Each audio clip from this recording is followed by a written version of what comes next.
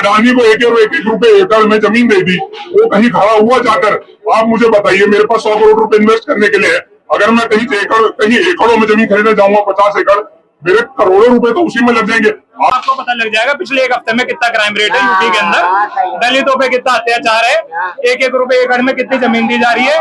और दूसरी चीज ये कि आप इतने पढ़े लिखे लोग हैं, आप योगी, मोदी और राहुल गांधी से आगे ही नहीं बढ़ पा रहे। आपकी आने वाली पुश्तों को जब खाना चाहिए होगा ना, तो वो पूछेंगे मेरे बाप दादा ने किसको वोट दिया था, तो वो ये नहीं देखेंगे कि हमारे पास रोटी नहीं है, तो वो ये पूछेंगे हम रोटी कमा के खाना जानते हैं, किसी से भीख मांग के खाना नहीं जानते। सही बात है भाई साहब, हम भी रोटी कमा के खाना जानते हैं, पर 1 रुपए एकड़ में हमारे को जमीन दिलवा दो, और जहाँ दिलवा सकते हो। कितनी बढ़ गई? क्या बढ़ गई? अच्छी बात है, 1 रुपए एकड़ में जितनी जमीन दिलवा सकते हो मुझे उतनी बताओ। सही बात है। अब देखिए ये जो है, आप आए भी कहाँ है, ये लोग दिहाड़ी से निकल के अपना जा रहे हैं, ये पढ़े होते बाहर निकले होते, उन्होंने देश दुनिया देखी होती। जैसे आप युवा हो, आप समझदार हो, आप पढ़े लिखे हो, आप देख रहे हो कि क्या लग रहा केवल योगी मोदी से या कि रोजगार भी मिल रहा है यूपी में या नहीं? देखिए रोजगार की बात तो तब आएगी ना जब आप उस मुद्दे पर पहुंचेंगे, जब ये लोग पढ़ेंगे, इनकी आने वाली पीढ़ियां पढ़ेंगी। यूपी के अंदर सरकारी स्कूल बंद कर दिए गए, मैं मानता हूं कि हो सकता नहीं, उनको शिफ्ट कर दिया गया, उनको शिफ्ट कर दिया गया है, वो भी कॉस्ट बेनिफिट के लिए, जैसा भी उनका होगा उन्होंने कर दिए। पर सरकारी स्कूल के अंदर आप दिल्ली जैसा शहर जो कि इंडिया की कैपिटल है, वहां पर अगर आज भी सरकारी स्कूल में अपने पेरेंट्स बच्चों का एडमिशन नहीं करवाते, हम खुद प्राइवेट स्कूल से पढ़े, क्यों? क्योंकि हमारे माँ बाप डरते थे कि भाई सरकारी स्कूल में पढ़ेगा तो बच्चा कुछ नहीं कर पाएगा। अब आज हम पढ़ लिए तो पढ़ लिख के समझ पाते हैं 4 चीजें कि भाई क्या सही है क्या गलत है। अब ये लोग अब शाम को अपना फ्री हुए, रात को जाएंगे, घर पे जाके सो जाएंगे। अब ये जितना देख पा रहे हैं ठीक है, इनकी भी गलती नहीं है, क्योंकि ये भी योगी जी तो खुद ही कहते हैं कि हमारा ये राज्य हमारा है, पता है यहाँ पर किसकी सरकार है, भूल जाते हैं लोग। अच्छी बात है, सरकार किसी की भी हो उससे कोई फर्क नहीं पड़ता, जनता क्या उनसे मांगती है वो फर्क पड़ता है। अब लोगों को अगर किसी को गांव में दिक्कत है, मैंने यूपी की कितनी वो देखिए, अभी आप निकालिए पिछले 1 हफ्ते में यूपी के अंदर कितने रेप केस आए हैं, ये कोई नहीं बता रहा, कितने मर्डर केस होते हैं ये कोई नहीं बता रहा।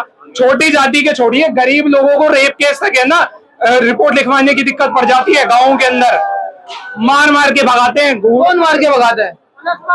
जातिवाद है पूरे नॉर्थ इंडिया के अंदर जातिवाद है। देखिए ये तोड़ने का काम होता है, एक किसी भी जगह में अगर या तो आप धर्म के नाम पे तोड़ दीजिए और एक नाम से जोड़ करके, जैसे हिंदुओं को क्या है कि हिंदू मुस्लिम करके धर्म के नाम पे तोड़ दिया, और वही देखिए अगर आप देखेंगे जातिवाद के नाम पर अंदर में और ज्यादा तोड़ रखा है, लेकिन एक साथ करने के लिए हिंदू मुस्लिम कर रखा है। हिंदू मुस्लिम नहीं, ये क्या लग रहा है 2014 से पहले, 17 से पहले क्या लग रहा है तब सही था उत्तर प्रदेश, क्या अब सही है ये बताइए। देखिए कभी भी किसी भी चीज का फल जो है ना कई समय बाद आता है। मैं ये नहीं कहता कि 2014 से पहले वो कांग्रेस की सरकार गलत थी या समाजवादी पार्टी की जो सरकार थी उत्तर प्रदेश में, क्या लग रहा है अखिलेश जी के टाइम पे तब सही था या अब सही है? देखिए उस समय तो जंगल राज था, पर अगर अभी आने वाली पीढ़ी सही डिमांड करेगी तो आगे सही दिशा में जाएंगे, वरना ऐसा ही होता रहेगा कि आप भी जानते हैं, खुद ऑन पेपर ये रिकॉर्ड है कि यूपी और बिहार से सबसे ज्यादा लेबर आती है। यहाँ ये सारे लोग खड़े हैं, इन सब में से पूछ लीजिए यूपी बिहार से कितने लोग हैं।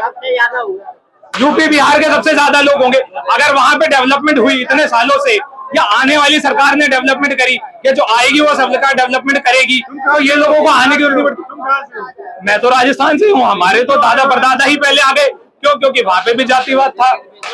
तो यही तो कह रहे हैं लोग, जाति को लेकर, धर्म को लेकर वोट देते हैं, कभी इस चीज के लिए वोट क्यों नहीं देते? देखिए इंसान की प्रवृत्ति होती है दूसरे को दबाना, इंसान की प्रवृत्ति में होता है कि वो दूसरे के ऊपर राज करे।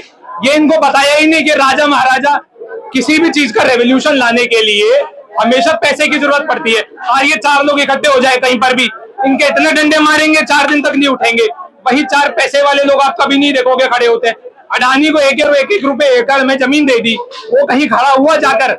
आप मुझे बताइए, मेरे पास 100 करोड़ रुपए इन्वेस्ट करने के लिए है, अगर मैं कहीं एकड़ों में जमीन खरीदने जाऊंगा 50 एकड़, मेरे करोड़ों रुपए तो उसी में लग जाएंगे।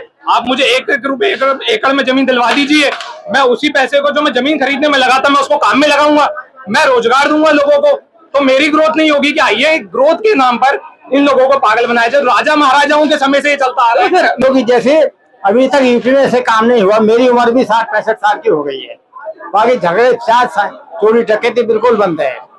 थाने में जाओगे रिपोर्ट लेने तो थानेदार फौरन पुलिस रिपोर्ट लिखेगी। पहले पुलिस पैसे मांगती थी, आज पुलिस पैसे नहीं मांगती। अगर दिन में है कि योगी जी के राज्य में गुंडागर्दी खत्म हुई है?